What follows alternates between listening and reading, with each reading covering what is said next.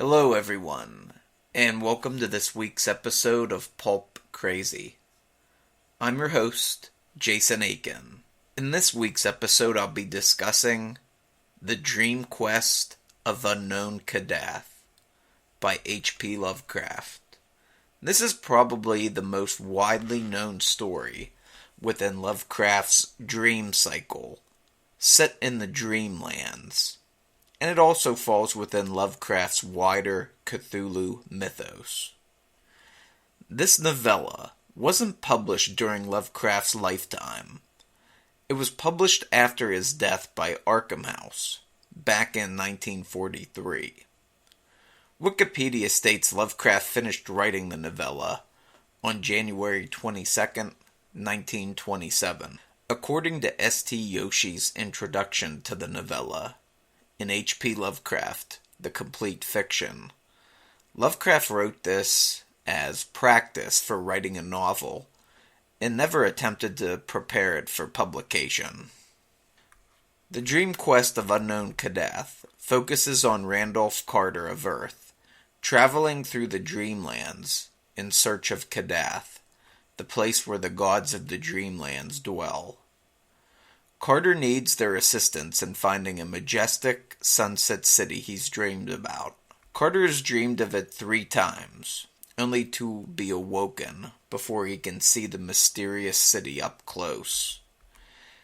He sets out on his quest despite the warnings of the priests, Nasht and Kamenthah, who reside in the Cavern of Flame, which borders the Dreamlands.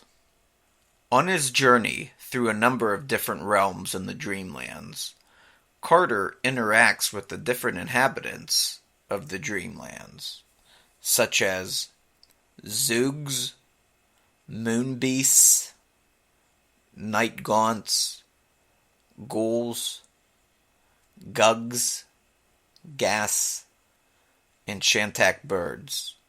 Carter also visits some places that will be familiar to readers who have previously read Lovecraft's Dreamland short fiction. Places such as Ulthar and Cellophase. Readers may also recognize a name or two, including Richard Pickman, from the non-Dreamland story Pickman's Model by H.P. Lovecraft. Although Pickman's not exactly as how readers remember him.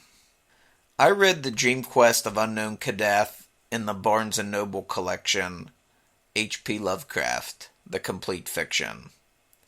Within this tome, the novella is roughly 80 pages. I'll be honest with you, this novella took me around 4 months to read. For some reason, I just couldn't get it moving. I believe it has something to do with the writing style Lovecraft used on this particular tale. It's fairly slow, and there's not a whole lot of action going on. Sure, it's a fantasy tale, but this isn't sword and sorcery by a long shot. The one thing I didn't like about the novella was that there was no chapter breaks.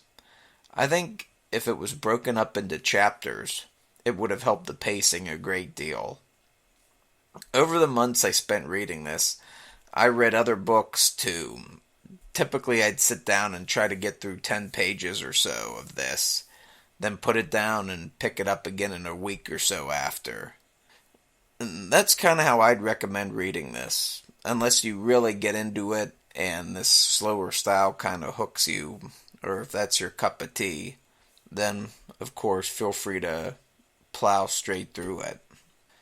Now, that's not to say that I didn't enjoy The Dream Quest of Unknown Kadath, not by a long shot.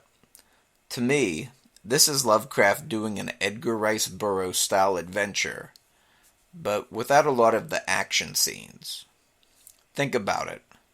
Randolph Carter, John Carter.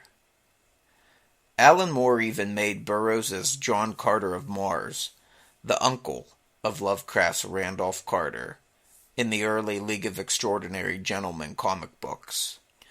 The way Randolph Carter travels around the Dreamlands encountering some people who will be just the right allies he needs later on is a hallmark of an Edgar Rice Burroughs protagonist. But Randolph Carter is no warrior or action hero. He's definitely not John Carter. Although Randolph Carter does have a sword, a scimitar, he kind of loses it. One of the other things I liked about this was the nice battle that took place at the climax of the novella. I really enjoyed that. But what really got me going, as always, was Lovecraft's imagination. He created an amazing fantasy world here, and filled it with some strange and interesting creatures. The fact that people are still writing Dreamlands fiction to this day is a testament to Lovecraft's imagination.